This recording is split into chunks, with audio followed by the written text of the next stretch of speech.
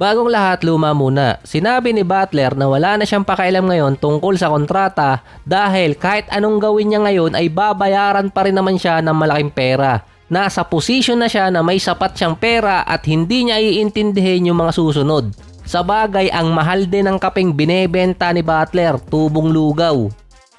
$87 to $100 per cup, isang buwan mong nanamnamin. Mukhang tinutotoo din ni Butler yung sinabi niya maglalaro siya hanggat kaya niya. Dahil dati, bibihira si Butler na maglaro kapag preseason. Ngayon, naglaro na agad siya ng 4 na beses. Dagdag pa niya, hindi rin niya hinahabol na makalaro ng 65 games para manalo ng kahit anong award or kaya mapili sa All-Star. Ang habol niya, manalo.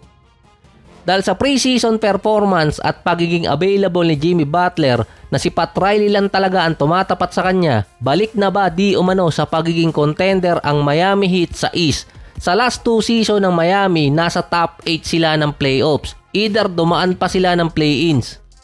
Sa 2 season na naging number 8 ang Miami, mas maraming games na nalaro si Jimmy Butler. Noong 2023, umabot pa sila ng finals. Noong 2024, na first round agad ng Boston Celtics dahil nga injured si Butler. Sa isang interview pa, sinabi niyang parang sinadya ni Kelly Oubre Jr. na bagsakan yung paa niya para ma-injured.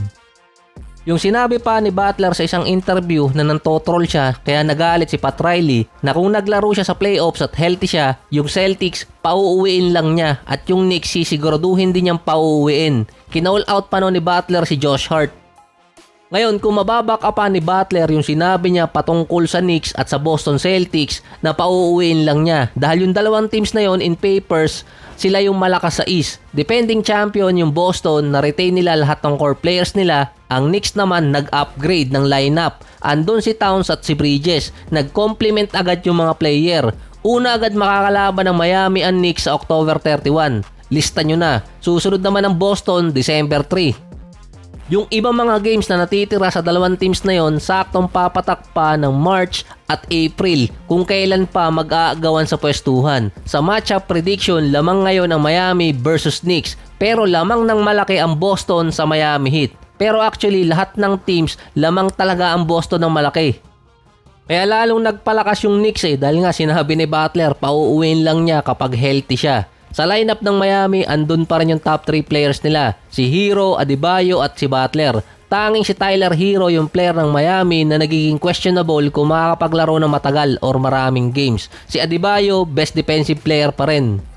Si Butler naman, nagpapahinga siya sa isang game kapag gusto niya. Ang mga player naman na nawala mula sa 2023 final roster ng Miami ay sina Max Strus, Gabe Vincent, Caleb Martin, sama na natin si Oladipo at si Kyle Lowry. Ang pumalit naman doon si Jaime Jaquez Jr., Richardson at Terry Rozier. Ang Miami Heat top 5 sa defensive rating noong nakaraang season. Kabaliktaran sila ng Bucks dahil si Giannis mataas yung offensive rating, bumagsak naman ang defensive rating nila. Sa Miami, top sila sa defense pero bagsak sa offensive rating. Ang pinaka-reason kasi noon, kabaliktaran din dito sa Milwaukee Bucks. Nagpalakas ang Bucks ng lineup. Sa Miami naman, gumamit sila ng 34 set ng starting unit last season dahil sa injury ng mga player. Kahit gumawa pa ng trade at signing yung Miami Heat last season, yung 2 sa 3 top player nila hindi naman nakakapaglaro ng sabay-sabay dahil sa injury. Nawala pa si Hero ng 18 games mula October hanggang December. Hindi pa kasama dyan yung ibang games na nawala si Hero mula February hanggang April. Kapag naman bumalik si Hero, nawawala naman si Jimmy Butler dahil sa injury din. Ang sinabi din ni Butler noon, naging apektado siya nung pumanaw yung tatay niya. Kaya hindi rin siya nakapokus talaga nun sa season. Pero ngayon, okay na siya.